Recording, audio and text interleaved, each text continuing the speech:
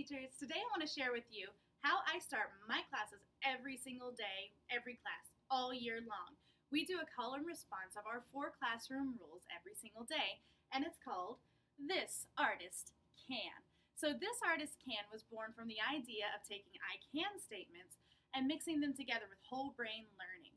I saw a video a few years ago of this amazing teacher who had all of her kids come in every single day and they would repeat their rules to each other.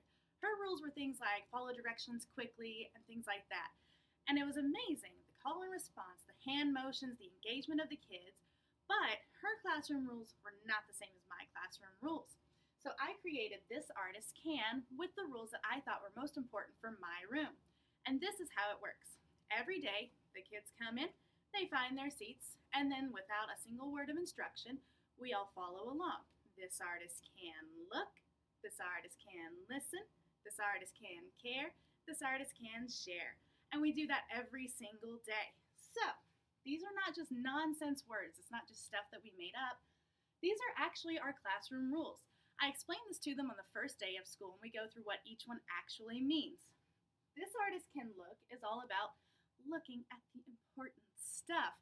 I know as art teachers, we spend all this time getting these resources and pictures and videos together for the kids, only for little Jim Bob to be just staring off at the wall, or tiny Susie staring longingly at the paint on the table, and none of them are paying any attention to the stuff that we put so much work into. So, this artist can look means look at the board when I'm teaching you stuff. It means look at my hands if I'm showing you how to do something on the doc cam for demoing a technique. It also means just look at me, okay? I like the eye contact. I like to feel like I'm having some attention, so pay attention to me. That is, this artist can look. Second one is this artist can listen. Of course, this one makes sense. Kids can't be talking when you're talking, otherwise nothing gets accomplished. So this artist can listen is about listening to the teacher. It's also about listening to each other. If a kid needs to say something, they raise their hand. If that kid has raised their hand and they are speaking, everybody's listening to that kid. So that is also an important part of this artist can listen. Third rule, this artist can care. And that one is so cheesy, and the older kids despise me for it. But it's one of the really more important ones. I would say that without this artist can care, the rest of the rules kind of mean nothing. This one is all about respect. Respect the teacher. You know how to act in a classroom, so respect the teacher in the art room as well. It means to respect each other. Unfortunately, the art room can kind of brew this negative attitude of, I can't do anything, or that doesn't look like a dog, or my grandmother can paint better than that. All these negative comments come up about each other and about ourselves. We've got to get rid of that. So this artist can care is about getting rid of those negative attitudes. It's also about taking care of the poor art supplies. How many kids are stabbing those erasers, breaking the pencils, leaving the caps off the markers? This artist can care means take care of your stuff. It's your art materials. You want it to be nice forever. And the last one is this artist can share. I didn't really have a good movement for that, so we just kind of wave our hands around when we say share. It is unrealistic that everybody's going to have enough pink crayons for every kid to have one at the exact same time. So we've got to share the stuff. Be nice to people at your table. Don't just take them all to yourself and leave everybody else with nothing, because that is not fair either. So this artist can share takes care of that.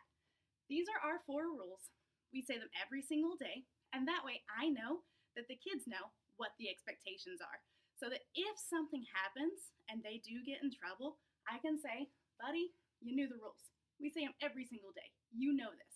And it also carries over into our discipline. You got rules, so you got to have consequences.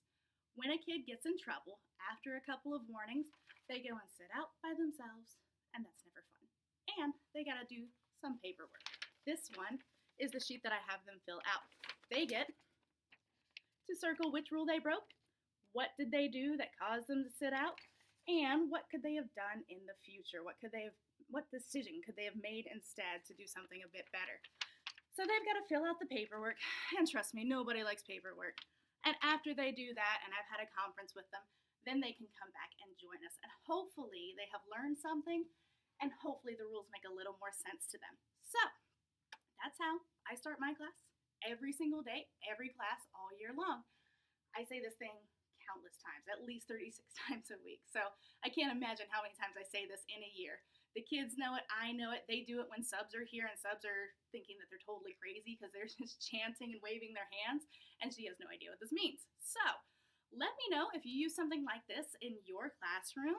I want to see what you guys are doing with it, what kind of stuff you do. If you've got something different and similar you want to show me, please link me to it or write a comment. Let me know what you're thinking. All right, art teachers, I hope this helps you out if you were wondering how to start your classroom. This is how I do it, and if it works for you, it works for you. Thanks for listening. See ya.